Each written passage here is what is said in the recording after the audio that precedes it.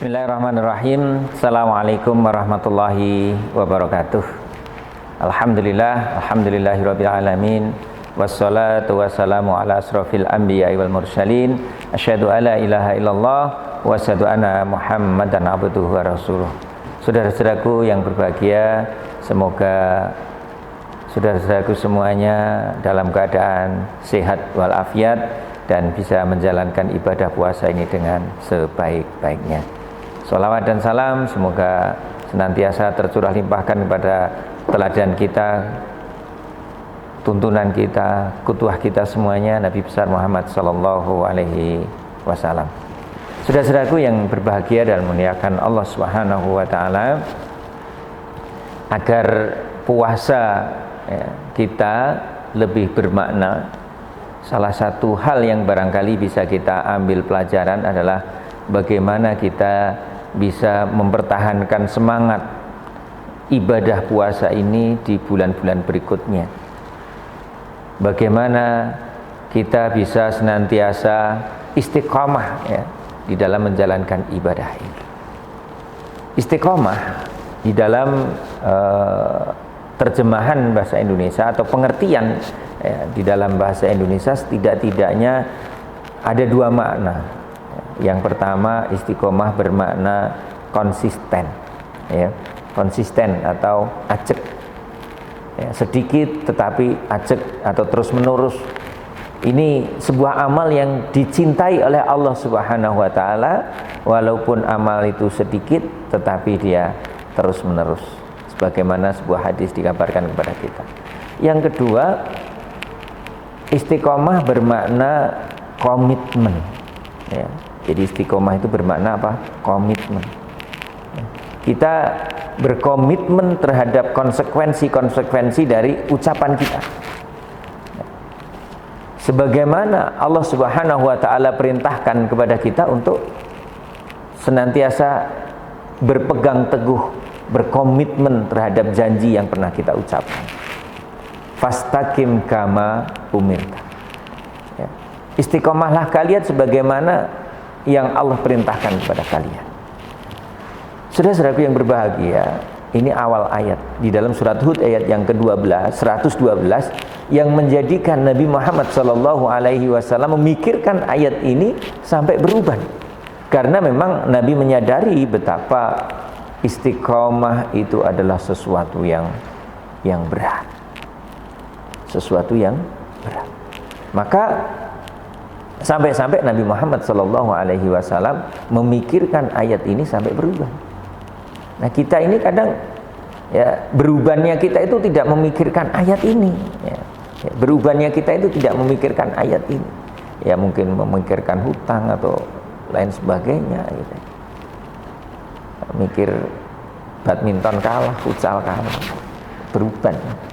Nah, istiqomah itu adalah sesuatu yang berat. Dan tentu ini tantangannya juga luar biasa. Maka Allah Subhanahu wa taala memberikan kabar gembira kepada orang yang bisa istiqomah, berkomitmen.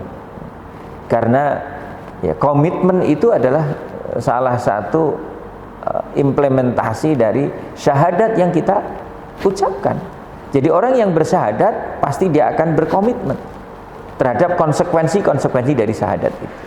Maka Allah Subhanahu wa taala menjelaskan di dalam surat Fussilat ayat yang ke-30, innalladzina qalu rabbunallahu. Sesungguhnya orang-orang yang berkata Rabbku, Tuhanku itu adalah Allah. Jadi orang yang mengatakan Tuhanku adalah Allah, ini adalah bagian dari syahadat. Karena syahadat itu salah satunya kan terkandung makna di situ apa? La ilaha illallah, tidak ada Rabb selain Allah, tidak ada Tuhan selain Allah. Maka orang yang mengatakan Rabbunallahu, Rabb kami itu adalah Allah, tsumastaqamu, dan kemudian mereka itu istiqamah, mereka itu berkomitmen terhadap konsekuensi dari apa yang dia ucapkan itu, tatanazzalu alaihimul malaikah, maka malaikat itu akan turun, ya. Malaikat itu akan turun kepada mereka. Untuk apa? Untuk memberikan kabar, ya. Untuk memberikan hiburan, untuk memberitahukan kepada kita apa yang malaikat beritahukan kepada kita. Ala takhafu, janganlah kamu takut, wala tahzanu, janganlah kamu bersedih hati, wa abshiru, dan berilah kabar kepada mereka, bil jannatil lati kuntum tu'adun, ya, dengan surga, ya, dengan surga yang diturunkan, yang diberikan kepada mereka semua. Nah, saudara-saudaraku yang berbahagia dan muliakan Allah Subhanahu wa taala. Jadi berkomitmen, ya, terhadap, ya, apa yang telah kita ucapkan, berkomitmen menjalankan nilai-nilai Islam, ya, sebagai konsekuensi bahwa kita mengakui Rabb itu adalah Allah Subhanahu wa taala. Tentu ini adalah menjadi sesuatu yang berat, dan ujiannya juga berat, tantangannya juga berat. Maka kemudian Allah Subhanahu wa taala memberikan hiburan yang luar biasa. Ada tiga hal yang Allah kabarkan kepada kita, tiga balasan yang Allah berikan kepada kita. Itu yang pertama apa? Kita tidak akan mengalami yang namanya ketakutan. Yang kedua, tidak akan mengalami yang namanya kesedihan.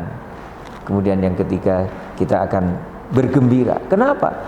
Surga telah menanti kita semua. Saudara-saudaraku yang berbahagia dan muliakan Allah Subhanahu wa taala. Baru-baru ini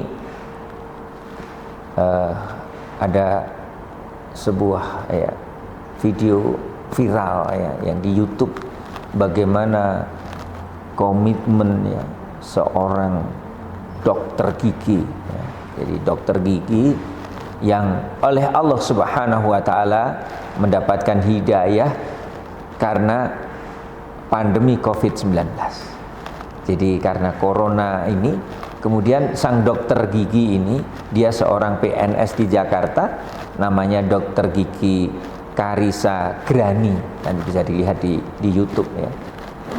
Jadi bagaimana tantangan dia, ya, ketika dia bersyahadat, mengucapkan kalimat syahadat dan kemudian menjalankan nilai-nilai Islam, ya, yang namanya ancaman, bahkan kekerasan itu diterima, kekerasan itu didapatkan dia dari suaminya, ya, dipukul, dijambak, ya.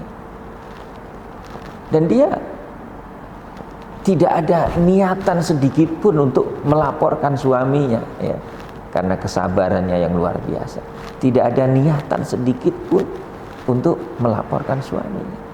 Tapi qadarullah, apa yang terjadi di hari itu, keributan di hari itu, ya, terdengar oleh tetangga, dan kemudian sampai informasi ke polisi, dan akhirnya polisi pun mendatanginya dan mengajak dia untuk datang ke kantor polisi untuk divisum sebagai data di kepolisian. Dan inilah kemudian menjadi yang menguak, ya,